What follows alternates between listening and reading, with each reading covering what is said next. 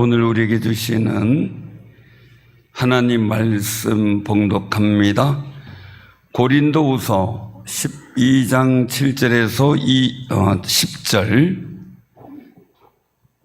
299쪽 신약성경 299쪽 고린도후서 12장 7절에서 10절입니다. 자, 봉독합니다. 여러 계시를 받은 것이 지극히 금으로 너무 자만하지 않게 하시려고 내 육체에 가시고 사단의 사자를 주셨으니 이는 나를 쳐서 너무 자만하지 않게 하려 하심이라. 이것이 내게서 떠나가게 하기 위하여 내가 3번 주께 간구하였더니 나에게 이르시기를 내 은혜가 내게 족하도다. 이는 내 능력이 약한 데서 온전해짐이라 하신지라. 그러므로 도리어 크게 기뻐함으로 나의 여러 약한 것들에 대하여 자랑하리니 이는 그리스도의 능력이 내게 머물게 하려 함이라. 그러므로 내가 그리스도를 위하여 약한 것들과 능력과 궁핍과 박해와 곤고를 기뻐하노니 이는 내가 약한 그때에 강함이라. 아멘. 무더위 속에서도 하나님의 은총의 선물이 여러분들에게 도착하길 바랍니다. 성령님과 동행하는 감격, 감동, 이것이 여러분들에게 넘치길 바라고요. 맥주감사주일 이제 한 주간 됐지요. 지난지 당연하게 여기던 것이 감사하게 되어서 내 마음에 감동하는 일들이 많아지길 바랍니다. 우리가 서로 감동 주는 그런 삶을 살아야 돼요. 오늘 말씀 보면 고린도 후서입니다. 근데 이 성경이 쓰여질 당시에 사도 바울의 감정은 어땠을까? 솔직히 말해 최악이었다, 이렇게 표현할 수 있는 상황입니다. 겉으로 보기에는 이 사도 바울이 위대한 사역을 했어요. 사도로서. 그런데 그의 속사정은 눈물과 고통의 삶이었습니다. 왜냐하면 고린도 교회는 바울이 피눈물을 흘리며 개척하여 세운 교회입니다. 그런데 거짓 교사들이 들어와서 바울을 모함하기 시작을 해요. 바울은 말주변이 없다, 외모도 볼품없다, 진짜 사도라면 저렇게 병이 있어서 되겠느냐, 저 사람은 예수님 제자가 아니기 때문에 사도가 아니다, 뭐 등등의 온갖 말이 무성했습니다. 사도 바울이 전한 복음의 진심은 무시됐습니다. 그 말을 듣고 오해한 성도들은 사도 바울을 향해 또 비난합니다. 복음을 들었던 것에 대해 의심을 합니다. 그 결과 성도들의 믿음은 상실되고 시험에 들고 교회가 복음의 힘을 잃어버립니다. 시기와 분쟁이 생겨서 바울파다 아볼로파다 하는 이런 싸움이 나기도 하고, 그러니 얼마나 인간적으로 억울하고 속상하고 배신감에 치를 떨며 이 씁쓸한 감정이 몰려왔을까라는 생각입니다. 그런데 내적 사도 바울 자신에게는 치명적인 육체의 고통이 있습니다. 본문 7절은 그것을 말씀하는데, 여러 계시를 받은 것이 지극히 크므로 너무 자고하지 않게 하시려고 내 육체에 가시 사탄의 사자를 주셨다 라고 말씀을 합니다. 가시 곧 사탄의 사자를 주셨다. 이는 나를 쳐서 너무 자고하지 않게 하려 하심이라. 이렇게 표현했는데, 육체의 가시라고 한 이 헬라의 원어를 보면 이 스콜롭스라는 말을 써요. 헬라어로 스콜롭스. 장미덩굴이나 찔레덩굴에 붙은 작은 가시 그 정도가 아니라 사람을 찔러 죽일 수 있는 날카롭고 거대한 말뚝, 창끝, 이런 것을 말하는 거예요. 그래서 사도 바울은 신학자들은 얘기를 할 때 이제 고대 서적이나 이런 걸 근거로 이 눈의 안질, 즉 눈병이었다. 또 사람들 앞에서 거품 물고 쓰러지는 간질이었다라고 추정을 했습니다. 그럼 이 추정대로 한번 상상을 해보면요, 복음을 전하는 전도자인 사도가 설교하다가 눈에 빨개지고 눈곱이 끼고 눈물이 흘러서 이렇게 닦아내면서 한다. 참 보기가 딱할 것 같잖아요, 그죠? 전도하고 설교하다가 갑자기 간질로 쓰러진다. 누가 보기에 은혜가 되지 않을 것 같은 상황. 식사하다가도 입술에 뭐 하나 붙으면 기미라도 붙고 밥알에도 붙어 있으면 남사스럽다고 얼른 닦으라고 휴지 주는 판인데. 그렇잖아요. 사탄은 끊임없이 사도 바울의 귀에 대고, 야, 내 몸 하나 못 고치면서 무슨 다른 사람 기도해 준다 그랬냐, 또 무슨 복음을 전하냐, 너 오히려 네가 복음 가리게 된다. 야, 너도 치유 못하는 그 하나님 정말 네 하나님 맞냐, 너와 함께 하시냐, 막 온갖 속삭임과 이런 일들이 있을 겁니다. 사실 이런 말을 들을 때마다 사도 바울도 그런 마음의 감정이 생길 때마다 인간적 감정으로 아프고 괴롭고 수치스럽고 자존감도 떨어지고 하는 그런 마음들이 요동쳤을 겁니다. 이 가시는 사도 바울을 사방으로 우겨싸며 그의 감정을 절망의 늪으로 끌어가려고 할 정도로 강력했습니다. 그런데 사도 바울은 고린도서 4장 8절에서 10절 사이에 고백하는 말씀이 있어요. 우리가 사방으로 우겨쌈을 당하여도 쌓이지 아니하며 답답한 일을 당하여도 낙심하지 아니하며 박해를 받아도 버림받지 아니하며 거꾸로 트림을 당하여도 망하지 아니하고 우리가 항상 예수의 죽음을 몸에 짊어짐은 예수의 생명이 또한 우리 몸에 나타나게 하려 함이라 라고 선언해요. 무엇을 위하여? 예수의 몸인 교회를 세우기 위해 사명을 잘 감당하기 위해서 정말 그 속에서 어떤 상황이어도 이겨나간다는 겁니다. 답답해도 거기 쌓이지 않는다는 거예요. 그런데 사도 바울은요, 자기의 가시 같은 그 질고 때문에 자기가 늘 위태로운 감정에 휩싸이고 하니 이 문제를 해결하기 위해서 하나님 앞에 엎드렸대요. 이것이 내게서 떠나가게 하기 위하여 내가 3번 주께 간구하였더니라고 8절에 고백을 합니다. 여기서 3번 기도했다는 얘기는 단순히 그냥 와서 번호표 뽑듯이 그냥 와서 3번 말하고 갔다는 게 아닙니다. 목숨을 건 기도를 3차례 이상 했다는 겁니다. 즉 얘기하면 40일 금식 정도의 생명건 기도를 3번이나 했다는 이야기죠. 그래서 사도 바울은 기도할 때마다 자신의 영적 중심이 되는 마음, 헬라어로 카르디아라는 말을 씁니다. 이 마음의 중심을 통해하는 심정으로 주님께 내놓습니다. 주님, 이 가시 때문에 제 감정이 너무 괴롭습니다. 제발 이것 좀 뽑아주십시오. 제가 하나님의 일에 최선을 다하지 않습니까? 해도 너무합니다 라고 부르짖을 수 있습니다.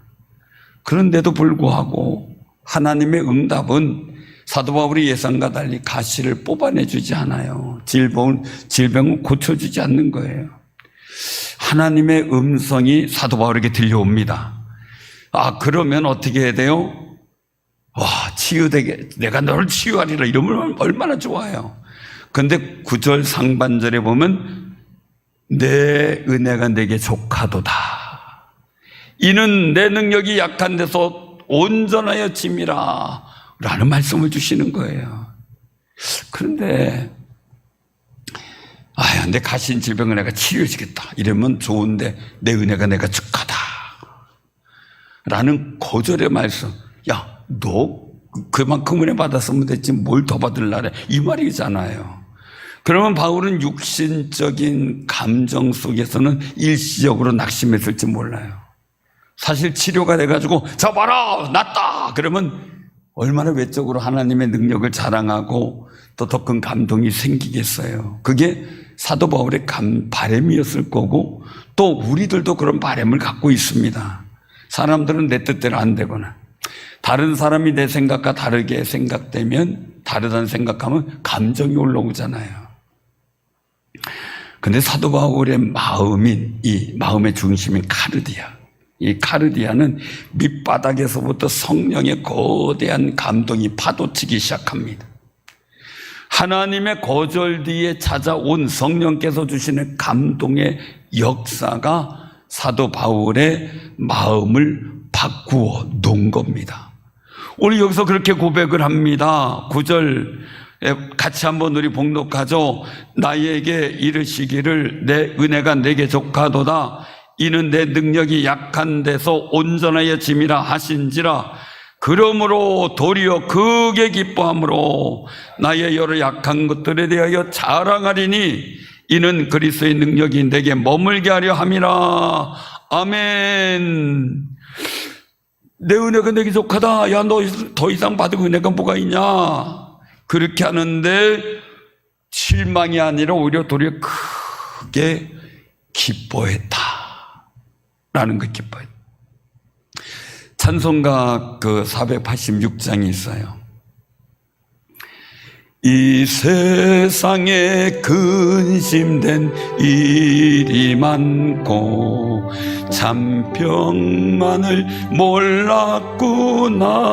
몰랐구나. 내 주 예수 나로라 부르시니 곧 평안이 쉬리로다. 주 예수의 구원의 은혜로다. 참 기쁘고 즐겁구나.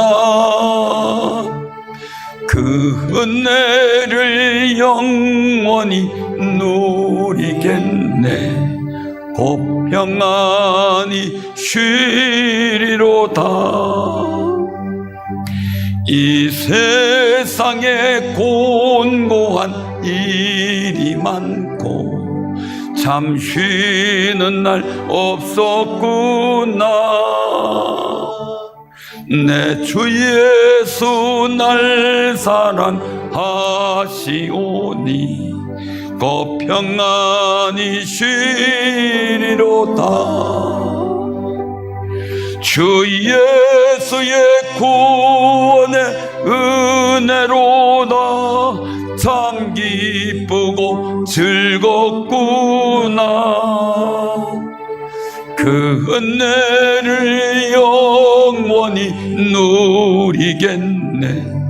곧 평안히 후렴 다시 한번 합니다. 주 예수의 구원의 은혜로다. 참 기쁘고 즐겁구나. 그 은혜를 영원히 누리겠네. 곧 평안히 쉬리로다. 아멘. 근심된 일도 많고 평안도 몰랐는데 주 예수의 구원의 은혜가 참 기쁘고 즐겁구나라는 거예요. 사도 바울이 감동이죠. 도리어 크게 기뻐함으로 이제는 약한 것들 숨기고 감추려고 했는데 이제는 자랑하겠다는 거. 왜? 그 은혜를 통해서 내 은혜가, 능력이, 하나님의 능력이 온전해지고 그 은혜가, 그 능력이 내게 늘 머무르게 됐다는 거예요. 사랑하는 성도님들, 여러분들은 감정 갖고 살지 말고 감동 갖고 사세요. 감동을 받으며 감동을 주며 살아야 됩니다. 사도행전 16장에서 보면 루디아의 마음을 성령께서 완전히 열어제칩니다. 사도 바울이 선포하는 말씀을, 그 복음을 받아들이게 했습니다. 성령께서는 사도 바울의 단단히 닫혀 있었던 고정관념, 이 약점 때문에 아파하는 감정, 그것을 말씀으로 완전히 풀어주고 성령의 위로를 통해 감동이 임했던 겁니다. 영적인 마음인 가르디아가 완전히 열리자 사도 바울은 자신의 육체의 가시, 즉 이 아픔과 육체의 고통을 전혀 다른 시각으로 바라보는 성령의 감동의 은혜가 생긴 겁니다.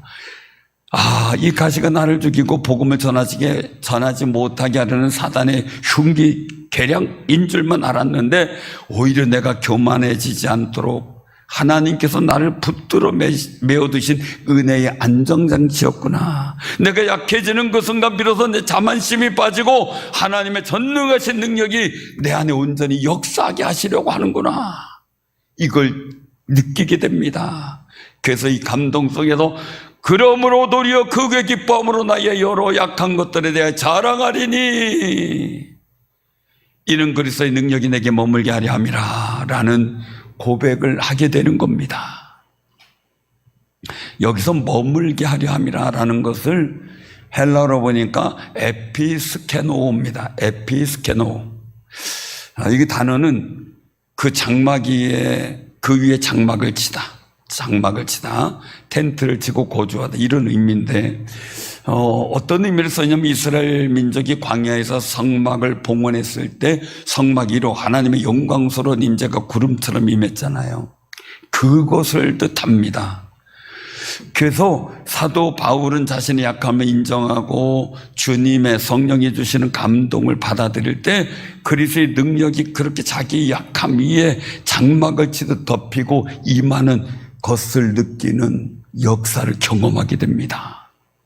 사랑하는 성도님들, 성령의 감동을 통해 여러분들에게 그리스도의 능력과 은혜가 장막을 치듯 여러분들에게 임하는 역사가 있기를 바랍니다. 사도 바울은요, 더 이상 이 몸의 아픈 가시에 대해서 보기에 창피하다, 자존심 상한다 이러면서 내가 이런 상황에서 어떻게 다른 사람 기도해 주나 이런 자존감에 다운됐던 모든 것들이 이제 다 떠나가고 거기에 감정에 매여 살지 않기를 고백합니다. 그리고 그런 악조건 속에서도 상황을 듣고 역사하시는 성령의 감동에 이끌려 살기를 작정하는 겁니다. 환경은 변하지 않았습니다. 몸에 가시인 질병도 계속 자기를 괴롭힙니다. 아픔과 낙심, 절망이라는 감정을 계속해서 유발합니다. 그러나 그 순간순간 성령님이 주신 깊은 감동이 사도 바울의 인생의 배를 하나님의 은혜 속으로 전진하게 만드는 원동력이 된 겁니다. 사랑하는 성도님들, 믿음의 새 힘을 얻는 놀라운 삶이 되시길 바랍니다. 그래서 우리는 감정 갖고 살면 안 됩니다. 옆에 분들하고 인사 나누세요. 감동 갖고 삽시다. 정말 감동 갖고 살아야죠. 우리가 가정도 감정 갖고 살면 어떻게 돼요? 오가는 게 감정에 말이 시켜서 오가는 게 싸우게 되죠. 서로 감동을 주며 살면 행복이 넘치죠. 교회도 마찬가지고 모임도 마찬가지죠. 성령의 감동으로 열린 사도 바울의 마음은 마침내 그 사역의 삶, 인생의 삶의 위대한 감격으로 이어집니다. 10절 말씀을 다시 한번 우리가 봉독합니다.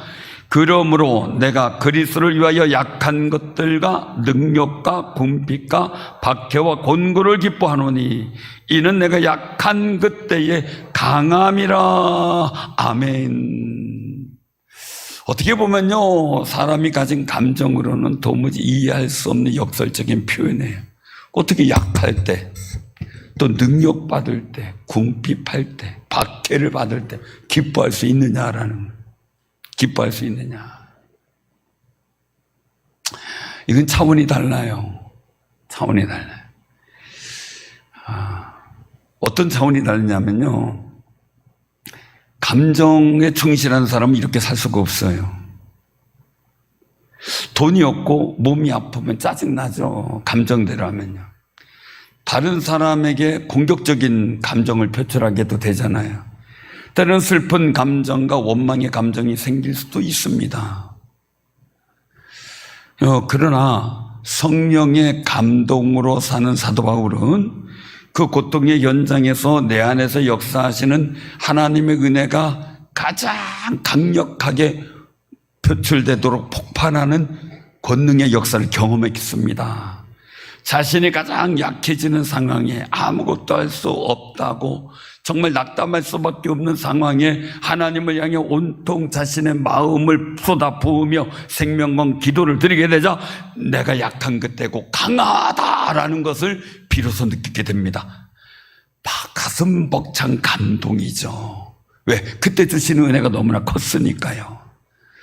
그 감동은 자신의 약한 모습 속에 복음을 더 힘있게 선포하는 감격적인 사명을 살아가는 능력이 되겠습니다. 이것은요, 어떤 이론이나 사상이 아니에요. 예수님의 십자가를 바라본 거죠.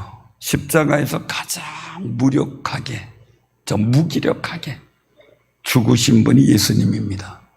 그런데 부활로 죄와 사망의 권세를 깨뜨리신 예수님의 거룩한 십자가의 능력, 그게 자기 삶에 실제로 체험되어지는 거룩한 감격이 있었던 겁니다. 마태복음 27장 42절에 보면 예수님께 십자가에 못 박혀 달리셨을 때 밑에 사람들이 예수님을 올려다보면서 얘기를 합니다. 남은 구원했을 때 자기는 구원할 수 없도다. 그가 이스라엘의 왕이로다. 지금 십자가에서 내려올지어다. 그리하면 우리가 믿겠노라 합니다. 감정대로 하면 그냥 확 내려오셔서 봤냐? 이제 믿어라. 그러고 싶을 거예요. 감정대로 하면. 그렇죠? 그건 하나님 말씀의 감동이니까 안 하시는 거죠. 또 누가복음 23장 34절에서 말씀합니다. 십자가 못 받고 조롱합니다. 예수님 옷을 통으로 진 걸 제비 뽑아 서로 가지려고 합니다. 그런 모습 속에서 아버지 저들을 사하여 주옵소서, 자기들이 하는 것을 알지 못함이니이다 라고 고백하며 제 삶을 위해 기도합니다. 만약에 예수님도 십자가 달려 막 힘들었을 때 한쪽 강도처럼 말이에요, 막 예수님을 비난하고 욕한 그 강도처럼 말이에요, 그냥 그 밑에서 욕한 사람, 내가 너 다 알고 있어, 내가 너 하나님 앞에 이를 거고 내가 심판조로 막 하나하나 다 심판할 거야 할 수도 있잖아요. 그런데 그죠? 하나님 원수 갚아달라고 할 수도 있겠고요. 그런데 용서해달라고 기도합니다. 이 하나님의 은혜에 감동이 된, 말씀에 감동이 된 사람의 거룩한 모습의 모델을 보여주신 겁니다. 사도 바울은 예수님이 십자가에 죽은 그 은혜의 감동을 다메섹 도상에서 경험했습니다. 밝은 빛과 함께 내가 핍박하는 예수다 말씀하셨습니다. 그러니 그 감동받고 살아갑니다. 빌립보에서 전도를 합니다. 귀신 들린 여자에게서 귀신을 쫓아내줍니다. 그런데 그 귀신 들린 여자를 통해 이익을 받던 주인이 고발을 해서 바울과 실라가 감옥에 갇힙니다. 감정으로 하면 하나님 너무합니다. 복음을 열심히 전했고 귀신 쫓아내는 게 무슨 죄입니까? 왜 이런 일을 당해야 합니까? 이제 싫습니다 하고 엘리야처럼 식음을 전폐하고 그냥 들어 누울 수도 있을 겁니다. 그런데 감옥에서 성령이 주시는 감동에 따라 동역자 신라와 함께 기도하고 하나님을 찬양합니다. 그 은혜 가운데 발을 묶은 착고가 풀립니다. 감옥문이 지진과 함께 열려버리는 감격적 역사가 이루어집니다. 그런 속에서 그 광경을 본 감옥 간수의 가정이 전도되는 거룩한 역사, 감격의 현장이 만들어집니다. 사랑하는 성도님들, 오늘 우리는 무엇에 이끌려가고 이끌려 생활하고 있습니까? 한번 우리가 생각해 봐야 됩니다. 내 마음에, 내 몸에 건강 상태에 이끌려가서 어쩌지 못합니까? 그저 어디 가서 지갑 속에 탁 열어봤을 때 지갑이 두툼하면 모르는데 아무것도 없을 때 그 속에 형편 때문에 주눅듭니까? 다른 사람이 하는 말 한마디에 일희 하면서 요동치는 감정에 이끌려가고 있지 않습니까? 내 기분이 좋으면 감동받은 것처럼 하나님을 찬양하다가 내 삶에 조그만 가시 같은 아픔이 찔려오면 금세 감정이 상해서 불평과 원망, 감정을 쏟아내놓고 있지는 않습니까? 내가 혹시 열심히 하는데 결과는 좋지 않아서 속상한 감정이 나를 짓누릅니까? 하나님은 오늘 본문 말씀을 통해 우리를 향해 말씀합니다. 이제는 내 감정대로 사는 인생이 아니라 내 영인 성령이 주는 감동으로 사는 인생이 되라 하고 말입니다. 감정대로 살지 말고 감동받으며 삽시다. 인사 나누시기 바랍니다. 감정대로 살지 말고 감동받으며 삽시다. 감동받. 옆에 분하고 인사나 참 덥죠? 참 덥죠? 짜증내지 맙시다. 나중에 여기 와서 서보세요. 요 위로다가 덥습니다. 요 위로다가. 더군다나 가운 입었지요. 와이셔츠가 다 젖더라고요. 사랑하는 성도님들, 그래도 즐겁습니다. 하나님께 예배 드리니까요. 옛날 막 무더위 때 천막 치고 예배 드리던 우리나라 초창기 때 교회 생활하신 분들 보면 지금은 엄청나게 좋은 시대에 살고 있는 거죠. 우리 삶에 박힌 가시를 빼달라고 기도할 때 때로는 하나님이 침묵하시거나 거절하실 수도 있습니다. 그때 낙심의 감정보다는 성령께서 주시는 은혜의 감동받기를 소망하며 기도하시기를 바랍니다. 그 은혜의 감동은 내게 있는 가시를 능가하는 은혜의 능력을 주셔서 뛰어넘게 하시고 또한 하나님의 거룩한 하늘의 능력을 체험하게 하는 하나님의 뜻을 깨닫게 됩니다. 우리의 감정으로 다친 마음을 말씀의 감동으로 완전히 쪼개어 열어주셔서 고난 속에 담겨져 있는 하나님의 선하신 계획을 깨닫게 되는 귀한 삶이 되시길 바랍니다. 성경 말씀은 성령의 감동으로 됐다 그랬습니다. 우리도 주의 말씀을 성령의 감동을 받을 때 깨닫게 됩니다. 우리가 느끼는 감정은 하루에 수십 번씩 변하는 그런 날씨와 같아요. 그죠?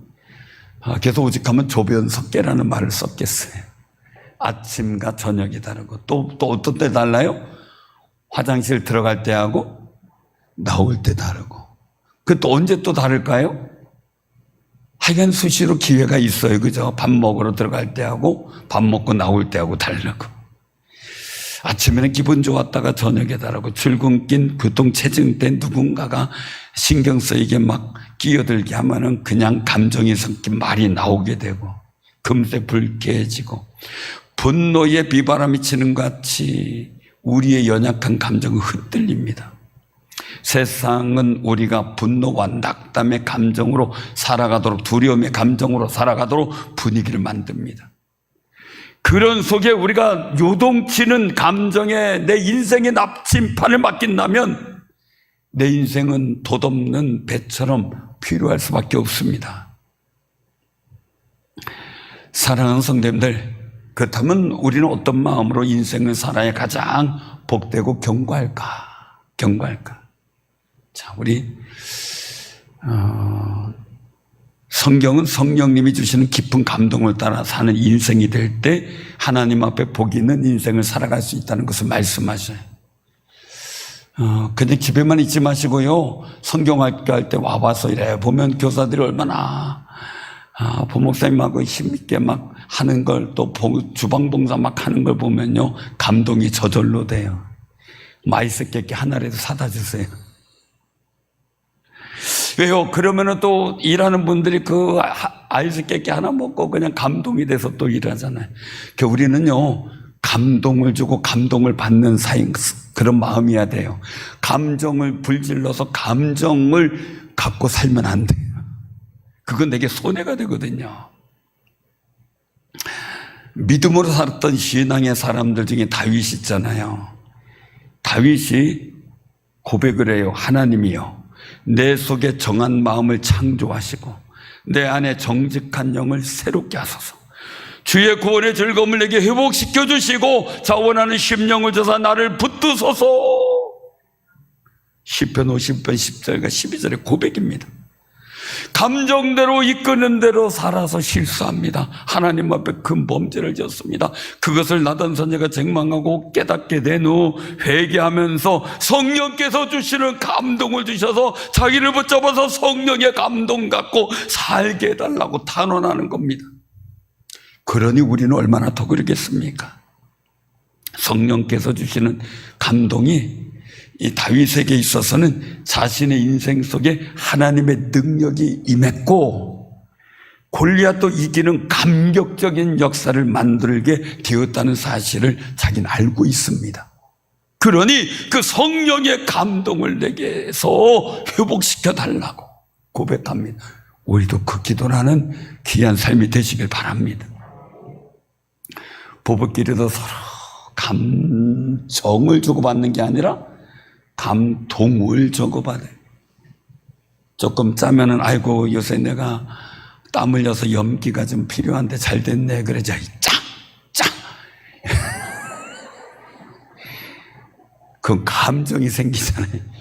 네가 해 먹으나 속에서 그래도 또 안 나오죠, 그죠?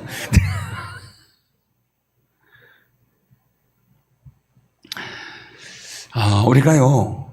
욥을 가만히 보면 만약에 욥이 감정대로 살았으면 어떻게 했을까? 욥은 하나님이 잘 섬겼어요. 죄 안 지려고 엄청 노력을 했어요. 근데 어느 날 갑자기 사단의 시험으로 재산을 도적질당하고 자연재해로 마지막 재산도 다 없어져요. 그리고 또한 자연재해로 10명의 자녀들이 한꺼번에 모여있다 죽었습니다. 근데 믿었던 친구들은 와가지고 욥을 죄인으로 봅니다. 모욕적인 말을 합니다. 그 상황에서 감정이 막 뒤집힙니다. 그지 하나도 힘든데 말이죠. 그런데 그 감정을 다스리고 고백하기를 그러나 내가 가는 길을 그가 하시나니 그가 나를 단련하신 후에는 내가 성금같이 되어 나오리라. 그런즉 내게 작정하신 것을 이루실 것이라. 이런 일이 그에게 많이 있느니라 라고 욥기 23장 10절과 14절에 고백합니다. 정금같이 나오리라. 하나님의 감동을 바랍니다. 성령께서 주시는 감동의 고백은 욥을 갑절의 복을 받게 하고 10명의 자녀가 회복되는 감격적인 역사를 만들어 갑니다. 외삼촌 라반의 집에서 고생 끝에 부자가 되어 처자식을 거느리고 고향집으로 돌아오려고 아버지께로 돌아오려고 야곱이 출발합니다. 이제 집 근처에 와가지고 이제 반갑게 갈 상황인데 야곱이 온다는 소식에 형 에서가 400명의 군사를 거느리고 야곱을 향해 온다는 소식이 들립니다. 이게 도대체 나를 홀리하려고 하는 거냐, 나를 죽이려고 하느냐 고민이 많을 겁니다. 만약에 이런 상황에서 야곱이 두려움, 증오, 원망의 감정이 생겨서 싸움을 대비하든지 도망을 쳤다면요, 아마 형 에서가 달려와서 도륙했을지도 모릅니다. 근데 야곱은 마음을 추스립니다. 그리고 가족의 신변을 보호하기에 조처를 취합니다. 형의 마음을 좀 유화시키기 위해서 선물도 보냅니다. 그리고 자신은 남아서 밤에 야복강가에서 하나님께 기도하는데 하나님의 사자를 만나 씨름합니다. 밤새 씨름하다 그때에 말씀하는 일들이 내 이름이 무엇이냐라는데 야곱이니라. 그러면 야곱이라고 하지 마라. 왜요? 야곱은 속이는 자입니다. 명예스럽지 못한 이름입니다.